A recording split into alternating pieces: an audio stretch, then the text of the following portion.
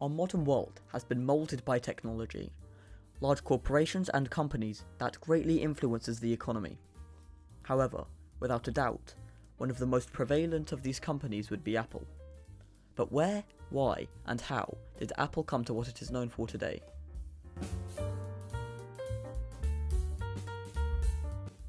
Well, Apple started from two brilliant inventors, Steve Wozniak and the late Steve Jobs. After their meeting in 1971, they both partnered up to create machines called Blue Boxes, which allowed one to make long-distance calls. They managed to sell around 200 of them for relatively good prices.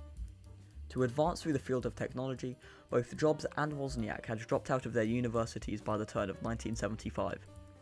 Led by their interest in technology and the need for a much cheaper modern computer, Wozniak and Jobs began attending clubs and working long amounts of time to try and plan computers on paper, till they could receive enough money to buy one.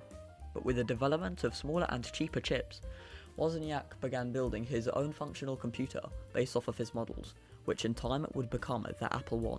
Despite Wozniak's willingness to release the prints of the computer for free, Jobs convinced him not to do so, and after not being able to sell the prints to other companies, Jobs suggested they start their own company, Apple. On the 1st of April 1976, Apple was formed by Jobs, Wozniak and Ronald Wayne, a chief draftsman for Atari. That didn't matter, since a mere 2 weeks after Apple was founded, Wayne sold his shares back to the other two and left the company. At one of his final attendances of his computer club, Jobs displayed the Apple I and caught the attention of an owner of a computer shop chain. Eventually, the Apple I would be put on shelves for a price of £666.66. The computer was a massive success, and Jobs went searching for potential investments.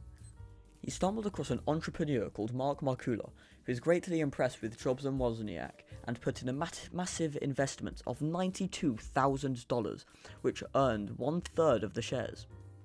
Then, on the 7th of January, with the help of Markula, Apple Computer Incorporated was formed, buying out the old company.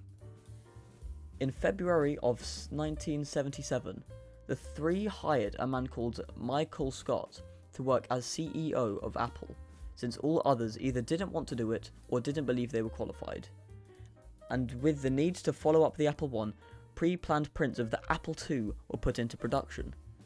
This computer is one of the few credited with creating the home computer market, and once released, it raised more than either Jobs or Wozniak could have hoped for when they started the company. Apple's popularity skyrocketed past most other technology companies, and after the release of the Apple III and the public distribution of shares, Apple was practically unstoppable.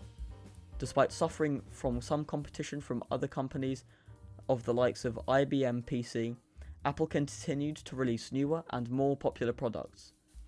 What could be the most influential Apple product was released? The Macintosh. On January the 24th of 1984, the Macintosh was released, and it was Apple's chance to retake their own crown from IBM PC.